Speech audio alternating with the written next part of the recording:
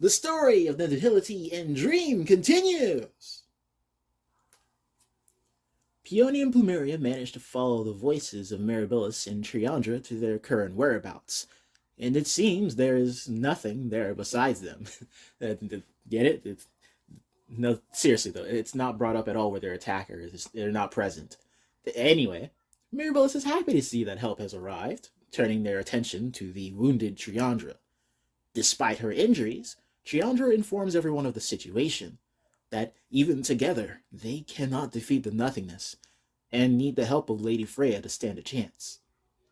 Aether chimes in, remarking that she was told that even the power of Lady Freya cannot overcome the nothingness. And, understandably, Mirabilis is curious about the new company, to which Peony introduces everyone to Aether appropriately. Here we get an interesting little line where Peony says that Aether was brought to this world just as they were, and just as suddenly, before confirming with Aether. Aether replies with a shaky yes, causing Peony to ask her what's wrong. Aether replies with a shaky yes, causing Peony to ask her what's wrong. Peony preemptively tells her that she shouldn't be afraid of Mirabilis and Triandra. And I mean, seriously, one is like asleep 75% of the time, and the other is currently hearing that low HP Pokemon music. Aether believes her, but has something important to tell everyone. But, once again, asks them not to leave her alone, and that she is not their enemy. Peony assures her that she won't leave her, and that is good enough for Aether to reveal a devastating thing to note. There exist creatures in dreams that serve the nothingness, called Dream Eaters. These Dream Eaters have the ability to take on any shape or form inside such dreams. Plumeria introduces herself into the chapter, and I was wondering where she was, questioning why Aether didn't think to tell them information this vital earlier. Aether confesses that she was afraid they wouldn't believe her, and would leave her behind. Plumeria interjects that perhaps Aether was simply waiting for the best time to sow seeds of doubt and fear among the group. Aether becomes visibly saddened by these claims, as she genuinely wants to help the Alpha, and Peony comes to her aid once again, letting her know she believes her.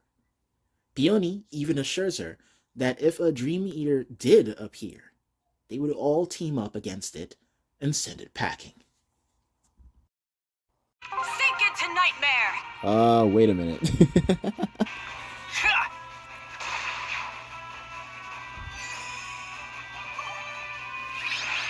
Okay. Woohoo! There we go. Finally. Okay. New Plumeria without any explanation. Absolutely, just rapturous dream Plumeria. Okay. A jaded Dolkofer from Dolkalfaner, the web of nightmares. She delivers delicious dreams to mortals with a new power, as if she once again received the dream nectar that made her Alpha. That's it? That's all? I'll just have to wait until, at the end of the month, or next TT, or maybe at the end of this one, to figure out more of the actual reason why this exists. Let's see. Plus 5 everything, +1, free follow-up, true damage, and damage reduction. Okay. So that's the part that makes it different from Eclipse. Damage reduction.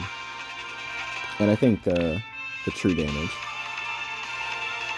And the rest of these are not really a threat, so much as they are simply annoyances. She doesn't have a dance, does she? No. Fly formation is wherever. You're not the scariest thing out here, that's for sure. Time to focus. Let me aid you. Oh, we can just ruin your day, huh? Ooh, pretty. Yeah! That's so cool.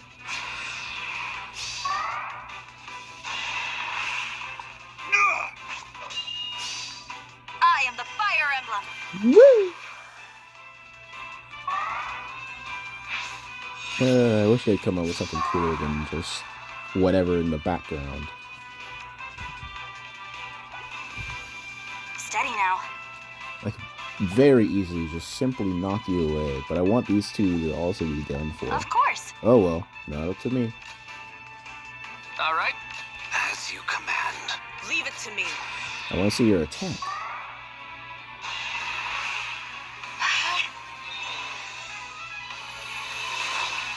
Ooh!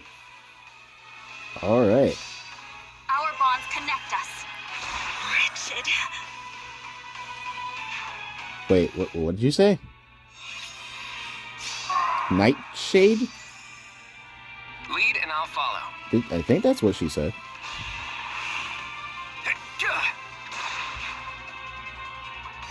He was very simply said something quickly.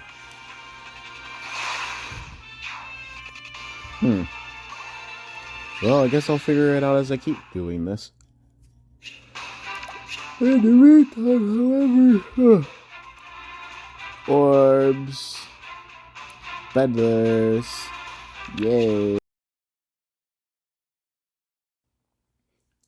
Aether begins sniffling, and Plumeria is annoyed by this at this point and asks Aether what could be wrong this time if she's starting to cry again.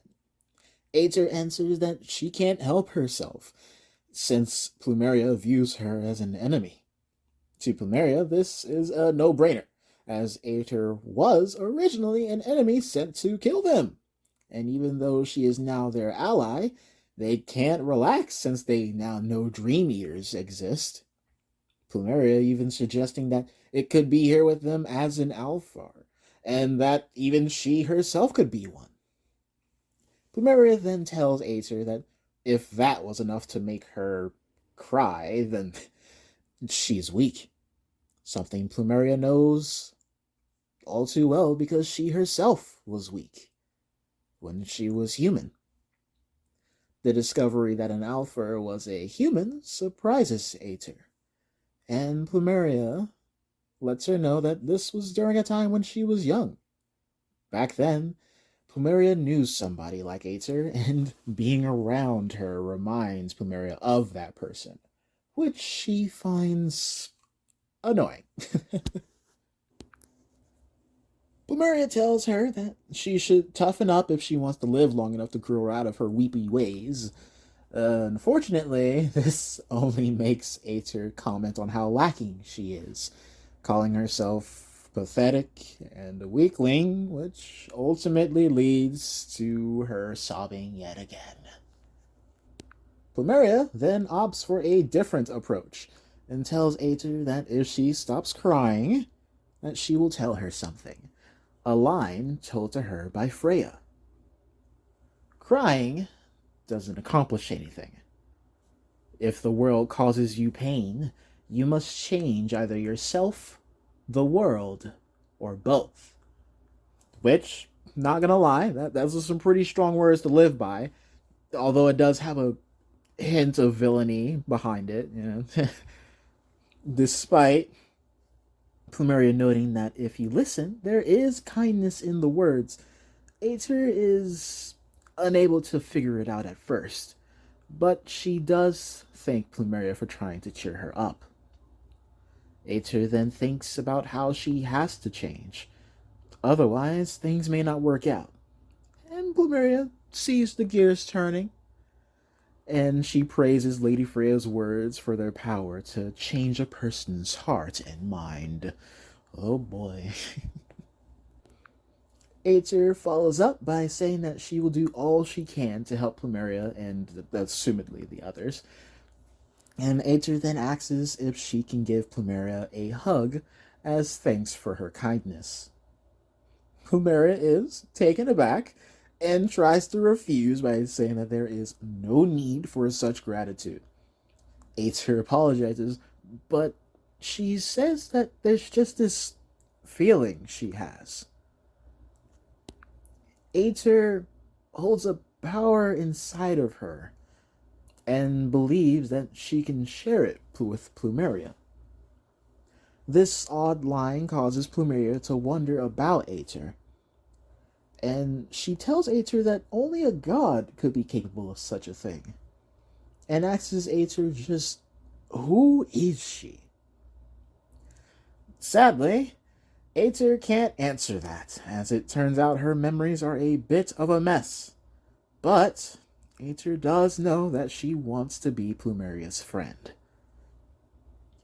At this point, Plumeria gives in to Aether's request, since Freya's lovely words are at work, and accepts the hug, so long as she's quick about it.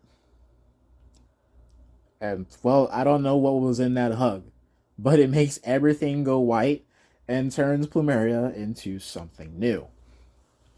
They don't know it, but we know this as Rearmed Plumeria, who you can get on the new Mythic Hero Saros remix banner right now. That's right, this is actually an ad. You've been...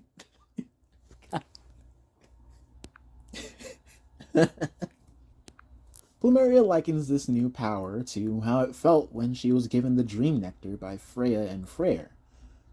Plumeria's new form goes away just as quickly as it came, and Plumeria asks what even happened to her.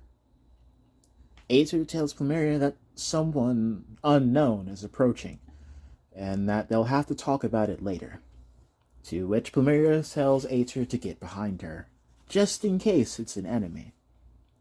It seems, though, that they had nothing to fear, as a voice calls out for Plumeria, a voice familiar to her, coming from none other than the Lady of Nightmare herself, Freya.